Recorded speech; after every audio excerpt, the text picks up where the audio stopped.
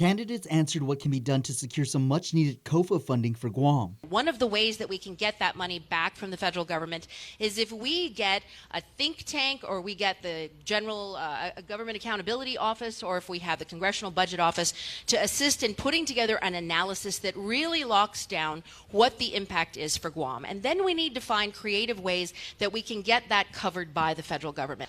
The new plan that replaces the Kofa grant incorporates giving the free associated states immediate funding and services instead of waiting.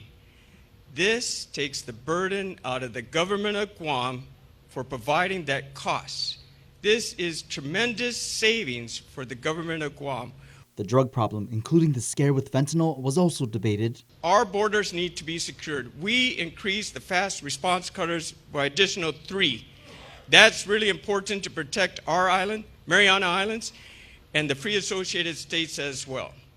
Second, we were also looking at federalizing, or a study for the Guam Customs Authority, for a study to determine if by providing them with more fundings, they can correct our borders and protect our borders as well through the help of federal assistance. It's just a study.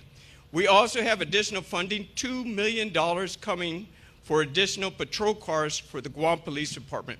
The federal government is in charge of the U.S. Postal Service. And did you know that the majority of fentanyl that comes into our island comes in on domestic mail through our U.S. Postal Service? There is technology that will stop that. We absolutely have to get the federal government to stand up. The second thing is his idea to federalize customs. Do you realize that if we federalize customs, if there's U.S. customs instead of Guam customs checking all those containers coming in, they do not check domestic imported items. And that is where 90% of the drugs are coming in. Instead, they're only going to check the international. The candidates also debating self-determination, cyber attacks, and threats made toward our schools.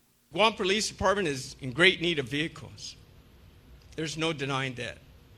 You can see the vehicles and the conditions there are, and they're constantly in use. There's no denying that as well. They need the resources too. We, in this National Defense Authorization Act, included $2 million for roughly 20 vehicles. We also have grants for them to get their mobile command posts, which they asked for, which we got them as well.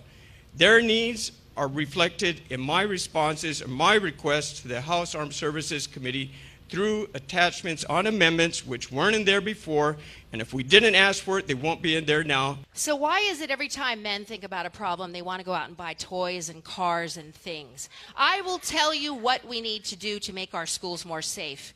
The most important thing we can do is fight really hard for child care for our families. Because when we raise good citizens, when our kids are cared for, when we can go to work and we don't have to worry that our kids are wandering on the internet and finding things that are going to make them violent, or playing games, or getting influenced by all of the things that are out there, when they are well cared for through child care programs that are fully resourced, not only do we have better children, we have a better society. And that is part of being a woman, because I understand that. I have a grandson, and I know when we raise better children, then we don't have to worry about one of them deciding that they're going to go replicate something that they saw online. The candidates will meet again during the Guam Women's Chamber Candidate Forum. Tickets are available now at guamwomenschamber.com.